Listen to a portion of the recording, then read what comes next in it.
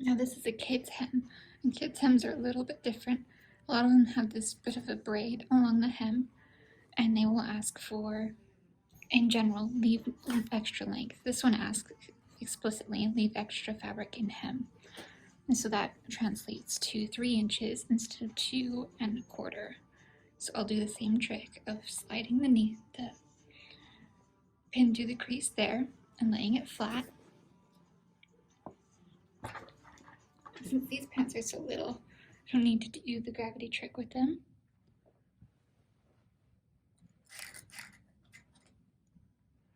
I'll mark the underside of the pin, just like before.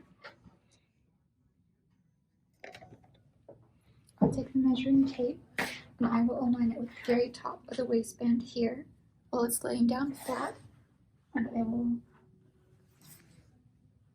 measure down to that pin, which is 31 3/4. And sometimes I'll do it a second time just to make doubly sure that I am right. Yep, 31 3/4. I'll write that down on the card.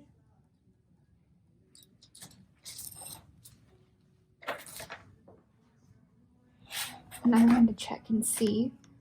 It does look like I'm going to have to unpick this hem. So I'll do that before I remove the pin. And they used a running stitch here, but sometimes it's easier to just rip along the side than to try and fight it to find where it will run.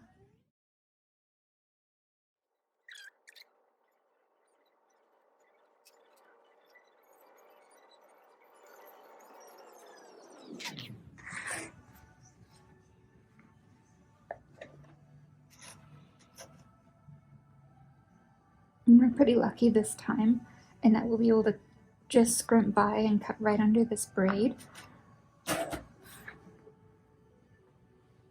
Sometimes, most of the time, you can remove this braid and unpick it, but that takes extra time, and when the customer needs it right away, it's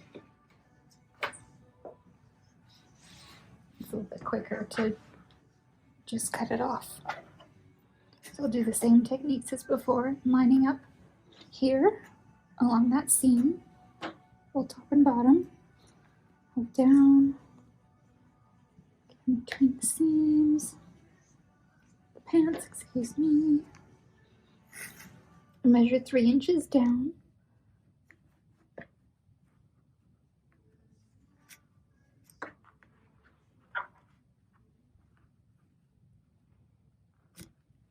and mark our cutting line.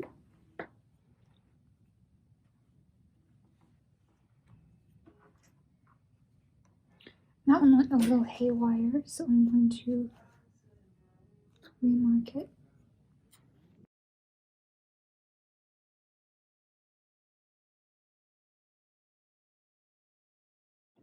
And I marked it from this side this time since something's off a little bit here. So this way, hopefully, we'll be able to get a better cut. Sometimes I'll press this too to make sure this crease doesn't change anything. And most of the time I'll leave a little extra at the bottom, but just to avoid this braid, I opted against that today. This over. These are rubbish, these fabric bits. And then we'll take it over to the iron.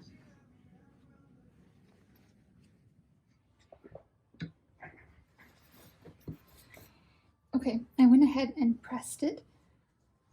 And we're at the hemming machine. This is where things change a little bit with that extra fabric in there. So again, we'll start at that inseam and insert it into the machine. I'm treating this the same as before, my hand inside the pant leg and just lightly keeping it taut. I'm not pulling. I'm lining it up with the screw here.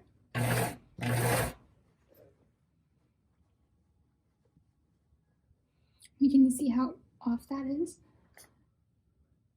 So the circumference of this new cut line along with this part here, this fabric, is different.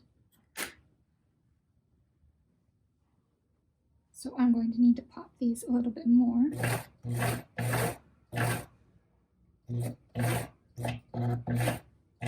I went really slow over that, so it's really easy to catch those little pieces and put them in a wrong fold or something. I think that's all the popping that we needed to do. Generally we try to do it on this seam, but I was afraid that there would be a lot. So I'm just going to do a little bit here.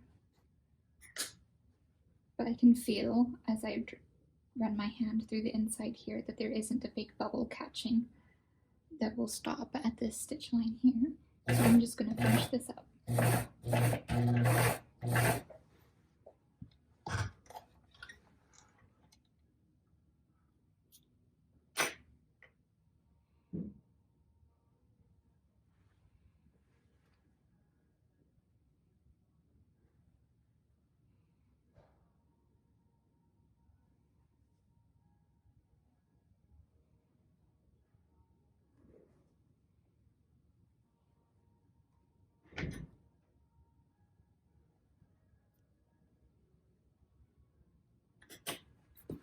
Now I'll do the other side.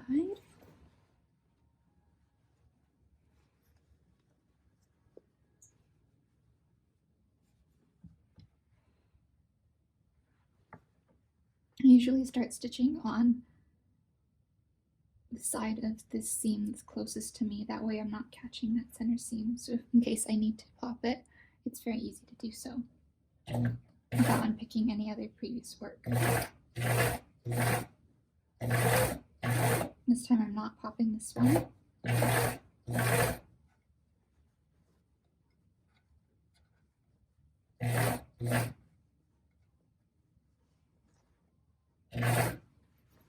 You might be able to see this here, but there's extra fabric on the underside. So if I tried to sew this, I'd end up with puckers and folds that wouldn't look very good. This is why we do the popping of the seam here. So that's a little bit better, but there's still some, so I'm going to do a little bit more. Probably be a good idea if I did the other seam.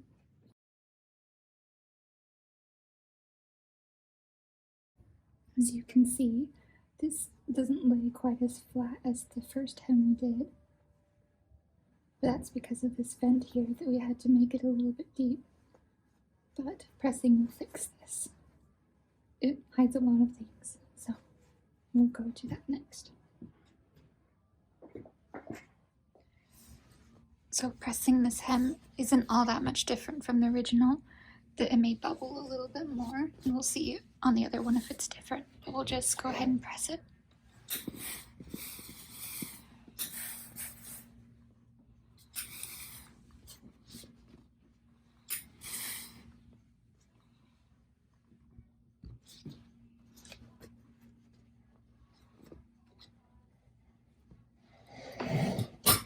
And this is the one that bubbled a little bit. We'll see if the iron can fix it. And there's a little bit of a fold on the inside there, so I'm just going to make sure that I catch that and make sure it lays flat.